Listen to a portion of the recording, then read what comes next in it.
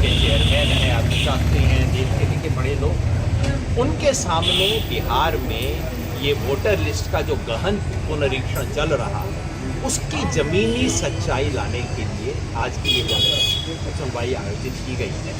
और अभी तक जैसा कि आप देख रहे हैं, जो बात ज़मीन से उभर के आ रही है वो ये कि अधिकांश जगहों पर BLO लोगों के घर गया नहीं है। जहां गया है उन्हें केवल एक फॉर्म मिला है, 2 प्रति कहीं नहीं मिली है।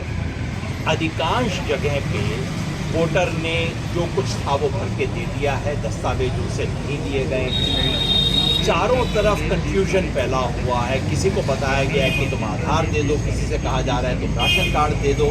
अधिकांश लोगों को पता ही नहीं है कि एक्सरसाइज क्या है, उनसे क्या अपेक्षा की जा रही है और कागज देने या ना देने का क्या परिणाम होगा। ज़्यादातर लोगों को अभी तक पता भी नहीं है, जबकि इतनी बड़ी एक्सरसाइज की जा रही है। ये भी साफ आया कि कुछ जगह पे लोगों से फॉर्म भरवाने के पैसे लिए जा रहे हैं, जहाँ सीधे पैसे नहीं दिए जा रहे वहाँ गरीब लोग अपनी फ़ोटो के लिए, अपने कागजात के लिए पैसे दे रहे हैं, परेशान हो रहे हैं।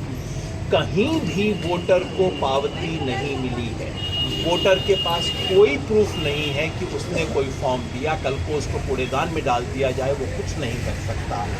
और अधिकांश लोगों के पास, जो गरीब हैं, जो प्रवासी हैं, उनके पास चुनाव आयोग ने जो 11 डॉक्यूमेंट मांगे हैं उनमें से कोई डॉक्यूमेंट नहीं है। हालांकि अधिकांश को अभी तक पता भी नहीं है कि वो डॉक्यूमेंट न देने की क्या परिणाम होंगे। तो अभी टोटल कन्फ्यूजन फैला हुआ है। मेरी अपनी समझ ये रही है, जो मैंने पहले दिन से कहा है, ये तुगलकी फरमान है, दिल्ली से जारी कर दिया है। नीचे इसके जो परिणाम होगा वो यही होगा कि या तो फर्जीवाड़ा होगा या फिर लाखों करोड़ों लोग वोट के अधिकार से वंचित होंगे। और हमारी उम्मीद है कि सुप्रीम कोर्ट इस प्रक्रिया पर, इस किस्म के तुगलकी आदेश पर एक ब्रेक लगाएगा और बिहार की जनता को राहत देगा। बिहार के साथ साथ चूँकि आदेश पूरे देश पे लागू होने वाला है, पूरे देश के लिए इस आदेश का जो असंवैधानिक हिस्सा है उसको सुप्रीम कोर्ट समाप्त करेगा। पहले चाहेंगे कि परमेश्वर यादव जी, वे 82 साल के हैं और गया जिला से यहाँ पर हमारे बीच में आए हैं। ट्रेनों में बहुत भीड़ है कावड़ की। मुझे लगता है जगत जी अगर आप साथ आ जाएं तो अच्छा होगा। और उस भीड़ में हुआ है आपका ये जो चल रहा है वोटर लिस्ट का। यहाँ मौका मिला है जन सुनवाई के अवसर पर। अभी जो सरकार की नीति है, नियत है, तो ये सोचने की बात है, समझने की बात है। 2024 में MP का पार्लियामेंट का चुनाव हुआ। उस समय वोटर लिस्ट में विधानसभा का चुनाव होने जा रहा है, बहुत कम समय बच रहा है। तो इतना हड़बड़ी में, इतना गड़बड़ी में कौन सी वोटर लिस्ट में गलती हो गई कि सरकार इतना घबरा गई कि जल्द से जल्द इसको निकालो। मैं बहुत बात नहीं कहना चाहता हूं, लेकिन अभी जो ये लोग जो हैं परमेश्वर बाबू गांव में आते हैं, हमारे साथ जो बातें हुई मैं वो आप लोग के सामने रखना चाहता हूं। मैं एक घर पर बैठा हुआ था, BLO आए, व्यवहार हमारे साथ उनका अच्छा ही रहा। बोले चाचा जी, हम बोले बोलिए बोलो भतीजा, तो आपका वोटर लिस्ट में नाम है? हम कहा कि पहले तो नाम था। तो उन्होंने 2 फॉर्मेट दिया, एक हमारा और एक हमारी पत्नी का। फॉर्मेट हम पढ़े तो नहीं, इसके पढ़ने के पहले उन्होंने कहा कि आप पासबुक का अकाउंट नंबर दे दीजिए, जमीन का रसीद दीजिए, आधार कार्ड दीजिए। हम कहा कि पासबुक का अकाउंट नंबर तो मैं नहीं दे सकता हूं, क्या आधार कार्ड दे सकते हो, लेकिन पासबुक का अकाउंट नंबर नहीं देंगे, और रसीद भी दे सकते हैं, लेकिन रसीद से आपका ताल्लुक क्या है। तो उन्होंने कहा कि नहीं, ये एक फोटो भी दीजिए। पेपर लिए हम पढ़े, उसमें 11 को ऑप्शन है, उसमें 2 को मांग रहा है, लेकिन बेलो इतना हड़बड़ में था कि जल्दी भर के दीजिए ना, हमको 2 बजे जमा करना है। इतना हड़बड़ में हम कहें कि आपका कोलकाता हमको नौकरी बताना।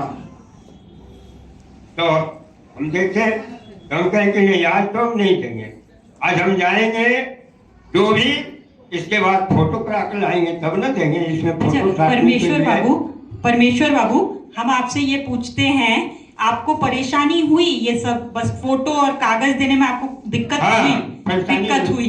अच्छा, आप डोभी कितना दूर है आपके गांव से? आपके गांव से डोभी कितना दूर है? हमारे गांव से 1 किलोमीटर। ठीक। 1 किलोमीटर। और फोटो आप नहीं दे पाए उसको? नहीं दिए। नहीं क्या उस दिन नहीं दिए, दूसरे दिन आया से कहा कि आप साइन करके फॉर्मेट दे दीजिए। हमने साइन करके फॉर्मेट दे दिया, और कुछ फॉर्मेट लोग दिया, जो साइन नहीं दिया वो अपने से भी कर दिया। ठीक है, बहुत धन्यवाद। परमेश्वर जी से अगर पैनल का कोई सवाल हो, नहीं तो फिर वो जा सकते हैं। तो हम धन्यवाद परमेश्वर जी आने के लिए, बहुत धन्यवाद। कि लोगों से कहा जाए कि तुम अपना फॉर्म भरो वोटर लिस्ट में आने के लिए, और प्रिजम्पशन ये हो कि भाई तुम नागरिक नहीं हो, तुम साबित करो कि तुम कैसे नागरिक हो। ऐसा आदेश आज तक भारत के किसी राज्य में कभी नहीं आया। इसलिए हमने शुरू में कहा था कि ये तो पिछले दरवाजे से एनआरसी लाया जा रहा है, बिल्कुल वही सब चीज़ें हो रही हैं। और अब तक जो बात साबित हुई है वो ये कि जो हमने पहले दिन से कहा था कि ये आदेश असंभव आदेश, 1 महीने में बिहार में इसे ईमानदारी से लागू नहीं किया जा सकता।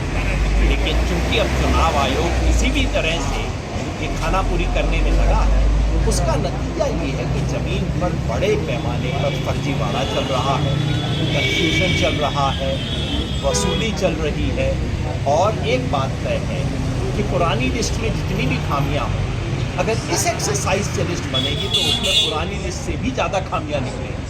ये तो बहुत खतरनाक एक्सरसाइज है, और मुझे लगता है कि सुप्रीम कोर्ट को इसे हर हालत में रोकना चाहिए।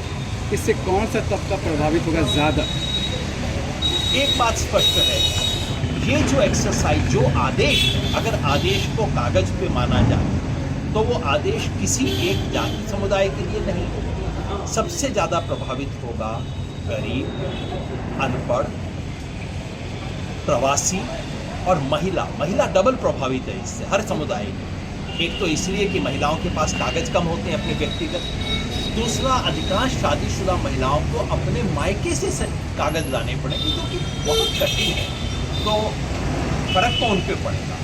लेकिन अब मुझे शक लगता है कि चुनाव आयोग जिस तरह की बातें कर रहा है कि बस सब लोग अपने अपने फॉर्म दे दो, कोई बात नहीं, किसी सर्टिफिकेट की ज़रूरत नहीं। जब जांच का समय आएगा तो कई जगह पे आंख बंद करके जांच की जाएगी, और कई जगह पे लेंस लगा के जांच की जाएगी। वहाँ अंतर होगा, वहाँ समुदाय का खेल होगा, वहाँ राजनीतिक प्रतिबद्धता और पूर्वाग्रह का खेल होगा। क्या शायद इसीलिए एनडीए वाले कह रहे हैं, खासतौर से बीजेपी वाले, कि उनको कोई परेशानी नहीं, अपोजिशन को परेशानी है, वो अपोजिशन की परेशानियों पर ही सवाल उठा रहे हैं? विचित्र बात है, आदेश चुनाव आयोग का आता है, डिफेंड करने के लिए बीजेपी वाले खड़े हो जाते हैं। अब अजीब सी जुगलबंदी चल रही है दोनों के बीच, जो मुझे तो समझ नहीं आती कि जुगलबंदी का क्या कारण है। और परेशान कुल वो होगा जिसका वोटर जाएगा। और बिहार में अगर आप देखें कि सबसे गरीब, प्रवासी लोग किसे वोट डालते हैं, तो जाहिर है जो ऑपोजिशन है, खासतौर पे माले है, राजद है, कांग्रेस है, उनका वोटर ज़्यादा प्रभावित होगा। वो शिकायत कर रहे हैं, स्वाभाविक है। लेकिन मुझे लगता है ये मामला केवल बिहार का नहीं है, ये पूरे देश का है, असंवैधानिक है। इसका सभी पार्टियों को सिद्धांततः विरोध करना